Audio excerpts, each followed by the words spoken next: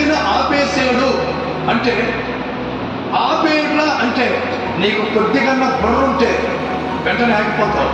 అరే ఇది దేవుని చిత్తం కాదు, ఇది దేవుని చిత్తం కాదు.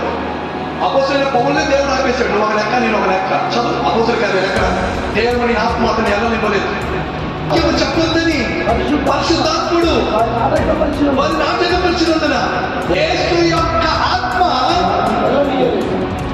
ఏదైనా నువ్వు ఒకటి అనుకుంటే దానికి నడిపింపు రాకపోతే ఏందో ఎక్కడెక్కడ బ్రేకులు పడుతున్నాయంటే వదిలేసి కాముకుంటూ ఊగులాట పట్టుకోదు.